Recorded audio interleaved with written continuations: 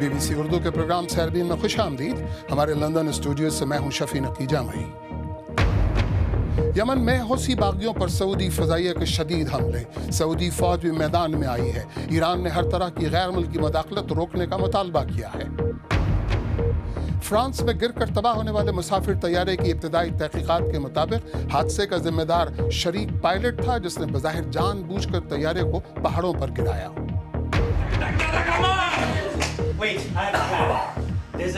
اور یہ ہیں لول والے، ایک کامیڈی گروپ۔ دیکھیے گا ان کے ساتھ ہنسانے والی باتیں۔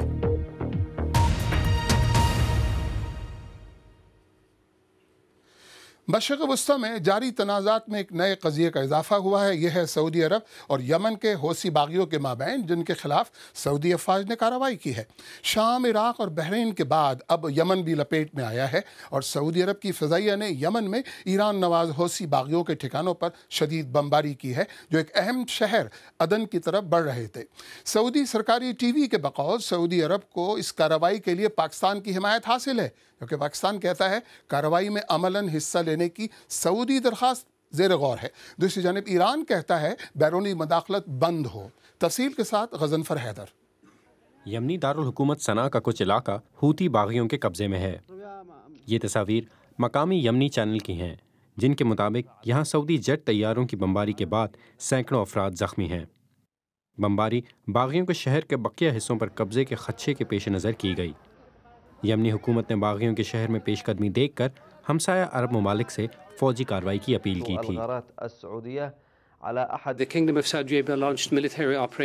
سعودی بادشاہ نے یمن میں فوجی کارروائی شروع کی ہے اور اس کا مقصد صدر ہادی کی حکومت کا دفاع کرنا اور ملک کو حوثی ملیشیا کے قبضے سے بچانا ہے۔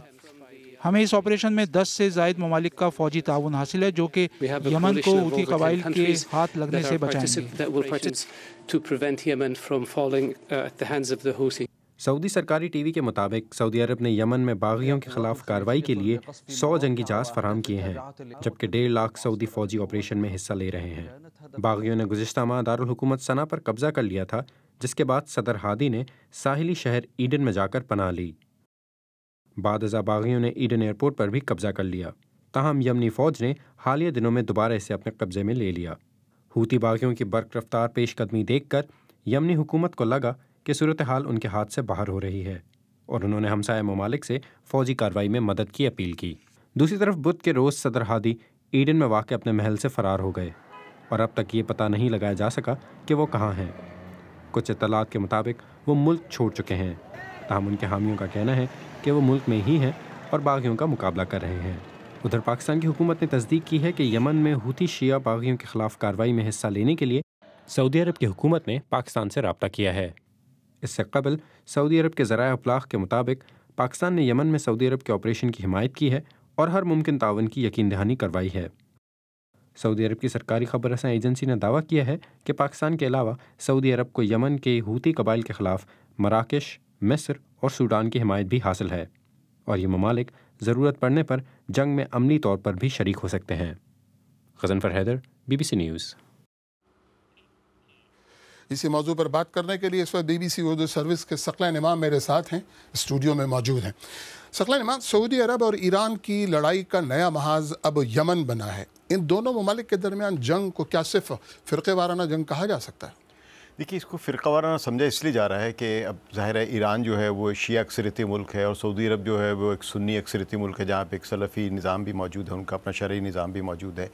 تو دونوں اس حوالے سے دو مختلف فرقوں کی نمائندگی ضرور کرتے ہیں، لیکن اس کے پیچھے ایک عرب اور عجم کا بھی ایک مسئلہ چلا آ رہا ہے۔ تو اس کو اب فرقہ وارانہ بھی کہہ سکتے ہیں، عرب اور عجم کا بھی کہہ سکتے ہیں، لیکن تیسری اہم چیز جو ہے وہ اس خطے میں جو اب تک تیل کی وجہ سے دونوں کے درمیان جو ایک مقابلہ رہا ہے، جو شاعران کے زمانے سے بھی چلتا آ رہا ہے، وہ اب نئی شکل اختیار کر رہا ہے، اور دونوں میں جو ایکویشن میں تبدیلی آ رہی ہے وہ دراصل ایک ٹیکٹونک موومنٹس کے نتیجے میں ایک وہ جو فرکشن ہے، جو لڑائی ہے، وہ سامنے آ رہی ہے۔ تو ثقلین امام، سعودی عرب اب براہ راست یمن کی جنگ میں کودا ہے۔ مشرق وسطی کے حالات پہلے ہی سے خراب ہیں، تو اس نئے قضیے کا کیا اثر پڑ سکتا ہے؟ دیکھیے، سعودی عرب کے لیے کافی مسائل پیدا ہو چکے ہوئے ہیں۔ سعودی عرب کی جو سرحد ہے اس کی تقریباً ہر جانب خاص طور پہ جو گلف کی جو ریاستیں ہیں ان کے لیے اب یہ لڑائی وہیں پہ پھیل رہی ہے. عراق میں ایک خانہ جنگی جاری ہے, شام میں خانہ جنگی جاری ہے, بحرین میں ایک مسئلہ پیدا ہوا ہے, وہاں بھی ایک سیاسی تحریک جاری ہے وہاں کے حکمرانوں کے خلاف, اور اب یمن میں یہ جنگ بڑھ گئی ہے اور لگتا یہ کہ یمن میں کوئی مسئلہ حل ہوتا نظر نہیں آ رہا جو مستقبل قریب میں. تو اب یہ سب چیزیں سعودی عرب کے لیے زیادہ نقصان دہ ہیں بنسبت کسی اور قوت کے. مثلا ایران براہ راست ان سے متاثر نہیں ہوگا, سعودی عرب ہر حال میں متاثر ہوگا کیونکہ سعودی عرب کی ان سرحدوں کے علاقوں میں جو سرحدی ممالک ہیں وہاں پہ جنگ بڑھ رہی ہے. تو ثقلان امام, یہ جو حوثی باغی ہیں ان کی شکایات کیا ہیں, انہوں نے بغاوت کی کیوں ہے؟ دیکھیے, جب یہ عرب سپرنگ آئی تھی اس کے بعد سے ان ملکوں میں جو تبدیلی آئی تو پھر اس کے بعد ایک نئے آئین بنانے کی بھی کوشش کی گئی, انتخابات ہوئے, ایک آئین ساز اسمبلی بھی بنی. تو اس اسمبلی نے جو ایک کمیٹی بنائی تھی اس میں طے پایا تھا کہ یمن میں کو نئے سرے سے تقسیم کیا جائے گا اور اس میں پھر مختلف حلقوں میں مختلف علاقوں میں اس کو صوبوں میں تقسیم کیا جائے گا. لیکن ہوا یہ کہ جس کمیٹی نے نئے آئین کے تحت یمن کو تقسیم کرنا تھا اس میں حوثی والے علاقوں کو 4 حصوں میں تقسیم کر دیا گیا اور غیر حوثی علاقے والے حصوں کو 2 میں. تو یہ چیز حوثیوں کے لیے قبول نہیں تھی. انہوں نے ان حکمرانوں سے یعنی صدر ہادی کو کہا کہ اس پر نظر ثانی کی جائے, لیکن صدر ہادی نے لیت العال سے کام لیا اور یہ بات بڑھتے بڑھتے اس طرح یہاں تک پہنچ چکی ہے. تو سعودی سرکاری میڈیا یہ کہہ رہا ہے کہ پاکستان اس معاملہ میں مدد کے لیے تیار ہے. پاکستان کہہ رہا ہے کہ ہم سعودی عرب کی اس درخواست پر غور کر رہے ہیں, اگر پاکستان اس میں شامل ہوتا ہے تو کیا اثر پڑے گا؟ دیکھیے, پاکستان کا کوئی معاہدہ نہیں ہے فوجی سعودی عرب کے, پاکستان کی فوج کا سعودی عرب میں فوج بھیجنے کا کوئی معاہدہ نہیں ہے. پہلے ایک معاہدہ ہوا تھا جو ختم ہو چکا ہے, اب معاہدہ صرف تکنیکی معاونت دینے کا ہے. تو اس صورت میں پاکستان کس قسم کی مدد دے سکتا ہے یہ بھی دیکھنے والی بات ہے. ہوائی, نیوی یا انفینٹری جا سکتی ہے, یہ دیکھنے والی بات ہے. ثقلان امام, بہت بہت شکریہ. آئیے دیکھتے ہیں کہ اس بارے میں آپ ہمارے فیس بک کے پیج پر کیا کہہ رہے ہیں. سلیم خان گوجرانوالہ سے کہتے ہیں کہ ایران اور سعودی عرب میں سرد جنگ اب گرم جنگ میں تبدیل ہو چکی ہے جس کی لپیٹ میں پاکستان کے آنے کا خطرہ بھی ہے. علی رحمت دبئی سے کہتے ہیں پاکستانی فوج کو اس معاملے سے دور رہنے کی ضرورت ہے, یہ ہماری نہیں بلکہ سعودی عرب اور ایران کی جنگ ہے. جبکہ ڈاکٹر آفریدی نے پشاور سے کہا کہ ایک سوچے سمجھے منصوبے کے تحت ہی مشرق وسطیٰ میں حالات خراب کیے جا رہے ہیں اور مسلمانوں کو آپس میں لڑایا جا رہا ہے. فرانسیسی حکام کے مطابق فرانس میں گر کر تباہ ہونے والے مسافر طیارے کا معاون پائلٹ بظاہر طیارے کو تباہ کرنا چاہتا تھا. منگل کو ہونے والے حادثے کی تفتیش کرنے والے سرکاری ماہر برائس رابن نے بلیک باکس سے ملنے والی آوازوں کا حوالہ دیتے ہوئے کہا کہ حادثے کے وقت معاون پائلٹ کاکپٹ میں تنہا تھا اور اس نے اس وقت دانستہ طور پر طیارے کی بلندی کم کرنی شروع کر دی جب طیارے کا سینئر پائلٹ کاکپٹ سے باہر تھا. تفصیل کے ساتھ زیاد ظفر. طیارے میں ہلاک ہونے والے افراد کی لاشوں کی تلاش کا کام جاری ہے, لیکن ابھی سے اس حادثے کے بارے میں اہم شواہد سامنے آ گئے ہیں. پچھلے کچھ گھنٹوں میں فرانس میں سرکاری ذرائع نے انکشاف کیا ہے کہ بظاہر ایسا لگ رہا ہے کہ 28 سالہ کو پائلٹ اینڈرس لوبووٹس نے جان بوجھ کے جہاز کو گرایا ہے. کاکپٹ کے وائس ریکارڈر سے ملنے والی آوازوں سے معلوم ہوتا ہے کہ سینئر پائلٹ غسل خانہ استعمال کرنے کے بعد جب واپس پہنچے تو انہیں کاکپٹ کا دروازہ بند ملا. ریکارڈنگ میں دروازے پر مسلسل دستک کی آواز آتی ہے اور پائلٹ بار بار دروازہ کھولنے کی التجا کرتے سنائی دیتے ہیں, مگر اندر سے کوئی جواب نہیں آتا. جس طریقے سے پرواز کی بلندی میں کمی لائی گئی اسے دیکھتے ہوئے ہم پورے وثوق سے کہہ سکتے ہیں کہ یہ ایک سوچے سمجھے عمل کا نتیجہ تھا. کل رات ہلاک ہونے والے افراد کے رشتہ داروں کو بس میں جائے حادثہ پہنچایا گیا. جنوبی فرانس کا یہ خاموش اور پرسکون گاؤں اب عالمی میڈیا کی توجہ کا مرکز بن گیا ہے. رشتہ داروں کے لیے یہاں ایک عارضی عبادت گاہ کا اہتمام کیا گیا ہے اور ان کی سہولت کے لیے یہاں مترجم اور نفسیاتی ماہرین بھی حاضر ہیں.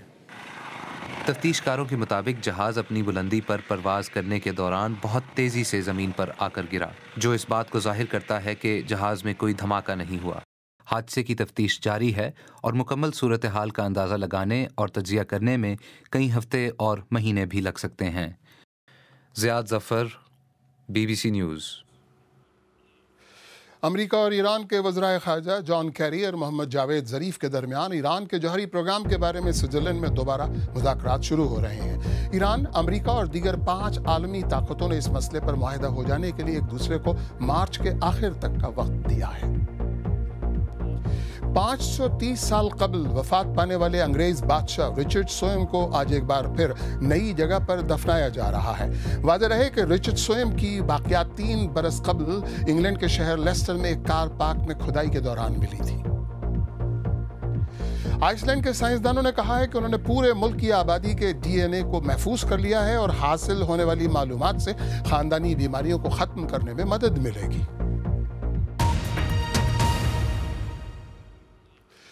आप बीबीसी उर्दू का प्रोग्राम सरबीन देख रहे हैं। प्रोग्राम में आगे चलकर देखिएगा, कई अफगानों ने अदम इस्तेहकाम के बावजूद अपने ही मुल्क में सरमायाकारी का फैसला क्यों किया,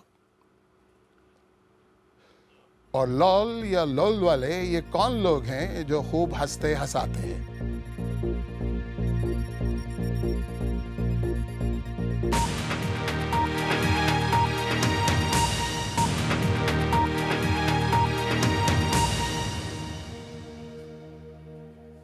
बीबीसी उर्दू के प्रोग्राम सरबीन में एक बार फिर खुशामदीद। ओहदा सदारत संभालने के बाद से ही अफगान सदर अशरफ गनी ये कहते रहे कि अफगानिस्तान को कारोबार दोस्त मुल्क बना देना चाहिए, लेकिन मुल्क की मईशत बेहतर नहीं, नतीजतन अदम इस्तेहकाम बरकरार है।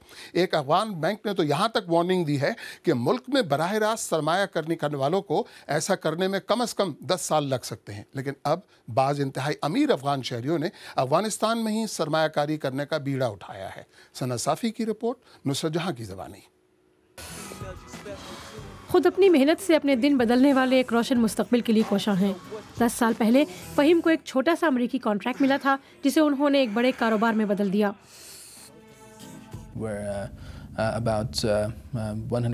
हमारे कारोबार की मलकियत 100% अफगानों की है।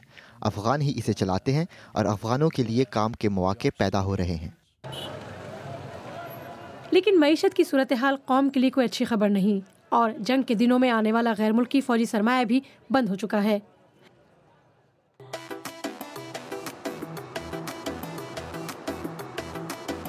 दुबई की पुरसाइश और महफूज जिंदगी अफगानों को अपनी जानिब खींचती है।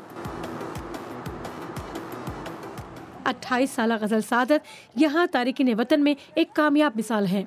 उन्होंने 3 साल में $80 लाख की सरमायाकारी की है। I have about 40 people working here in my restaurant. मेरे रेस्टोरेंट में 40 लोग काम करते हैं और ये सब अफगान हैं। इस कारोबार से अफगानों की मदद हो रही है। But you haven't invested in the country. Why not? उन्होंने अफगानिस्तान में सरमायाकारी नहीं की, लेकिन यहाँ जब महफूज पाम जुमेरा हो और कोई टैक्स भी ना हो, तो आप अफगानिस्तान में सरमायाकारी करेंगे भी क्यों? सियासतदान और कारोबारी शख्सियात यहाँ महंगे घर खरीद रहे हैं। यहाँ पाम जुमेरा में रहने वाले एक शख्स ने बीबीसी को बताया कि यहाँ 1/4 प्रॉपर्टी के मालिक अफगान जंगजू सरदार हैं, और ये वही लोग हैं जिन्हें अफगानिस्तान में भी बेहतरीन सहूलियात मैसर हैं। अफगानिस्तान में जब हम एक तेल और बैंकिंग के कारोबार के मालिक से मिलने पहुँचे तो वहाँ दर्जनों मुसल्लह मुहाफिज मौजूद थे। मैंने उनसे पूछा कि क्या अफगानों के लिए दुबई के बजाय अफगानिस्तान में सरमाया लगाना महफूज है। कारोबार के लिए ये एक अच्छी जगह है, क्योंकि अफगानिस्तान में मुनाफे की शरह दुनिया में सबसे ज़्यादा है। लेकिन जब तक निज़ाम सही नहीं होता, उस वक्त तक आम अफगान शहरियों के लिए ये जानना नामुमकिन है कि उनके मुल्क में कमाई जाने वाली दौलत आया उन्हीं के मुल्क में खर्च भी की जा रही है या नहीं।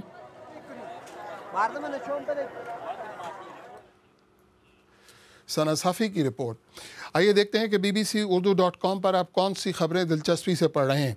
फ्रांस में होने वाले फ़ज़ाई हादसे में बज़ाहिर जहाज़ के माविन पायलट के मुलव्विस होने की खबर और यमन में सऊदी हमलों की मजम्मत वाली खबर बहुत पढ़ी जा रही है। इसके अलावा भारत में नकली सोने के एवज़ बैंक से कर्जा लेने वाले अफराद की खबर में भी बहुत शीरा लगा है।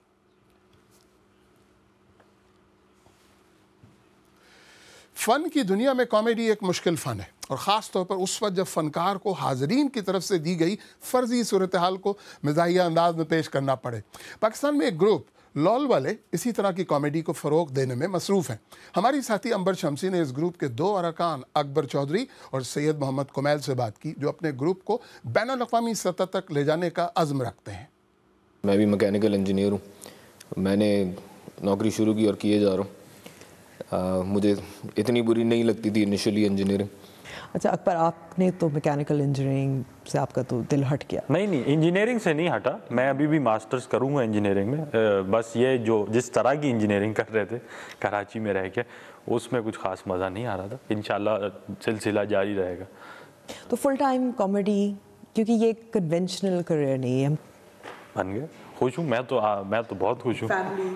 فیملی کو ابھی تک آسرا ہے کہ کچھ سیدھی راہ پہ آ جائے گا یہ لڑکا. ہضم نہیں ہوتا. کس قسم کے آپ جوکس کرتے ہیں؟ کیا آپ کی اسپیشلٹی کیا ہے؟ آرٹ جو ہے بیسکلی یہ فل بدی کامیڈی کا ہے. تو اس میں اکثر ہم سے لوگ پوچھتے ہیں کہ آپ کو کچھ تو پتہ ہوگا کیا کرتے ہیں، لیکن ایسا واقعی میں نہیں ہے.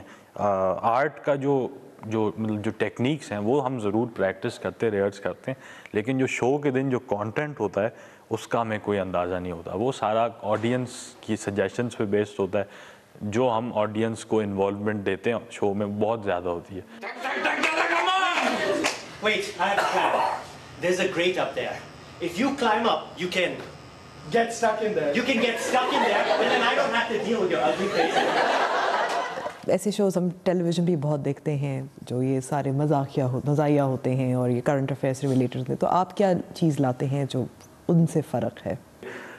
ٹی وی شوز پہ اکثر جیسے میمکری وغیرہ ہوتی ہے تو ہماری بھی کاسٹ میں بڑے پہنچے ہوئے میمکری آرٹسٹ ہیں، لیکن اس میں بس انٹرسٹنگ ایسپیکٹ یہ کہ آپ ٹی وی پہ شاید عمران خان کی نقل اتارتے ہوئے دیکھیں کسی کو، لیکن وہ بڑا ایک سمجھ لیں منڈین قسم کا عام طریقے سے عام سچویشن میں ہوگا. لیکن جیسے ہمارے شو میں کچھ ایسا ہوگا کہ عمران خان کچھ بڑی کسی عجیب سچویشن میں، عمران خان صاحب جو نسوار بیچ رہے ہیں تو اس میں بس یہی کہتا نسوار والو تم لوگ ایک بات سن لو، میں تمہیں نہیں چھوڑوں گا. تو یہ اس طریقے سے بس چلتا رہتا. نیکسٹ ایئر کے کیا پلانز ہیں؟ آگے اس کو کیسے بڑھائیں گے؟ شادی کرنے کا ارادہ نہیں. یہ اچھا لال والے کا کہنا جیکٹ میں نہیں ہوگی شادی. ہمارے پلانز کیا ہیں ابھی اس سال کے لیے؟ یہ ہے کہ ابھی تو ہم نے چھوٹا سا ٹور کر لیا خود ارینج کر کے. ابھی ہماری تھوڑی بات چیت چل رہی ہے، تو ہوپ فلی ہم پورا ایک proper tour Lahore, Islamabad and hopefully a few other cities as well. اور پھر ہمارے جو اینڈ این انٹرنیشنل ٹور، اس کے بعد جو ارادہ ہے وہ یہ ہے کہ ہم نے دبئی میں تو شو کرنا ہے اسی سال. اکبر چودھری اور سید محمد کمیل، ان سے ہماری ساتھی امبر شمسی بات کر رہی تھیں. اگر آپ چاہیں تو مجھ سے اور ہماری ٹیم کے دیگر ساتھیوں سے ٹویٹر پہ رابطہ کر سکتے ہیں. میرا ٹویٹر ہینڈل ہے @شفیع_نقی_جامعی. اس کے ساتھ ہی سہربین اختتام کو پہنچا. پروگرام میں پیش ہونے والے موضوعات پر اگر آپ اپنے خیالات کا اظہار کرنا چاہیں تو فیس بک ٹویٹر حاضر ہے. شفیع نقی جامعی کو اجازت دیجیے.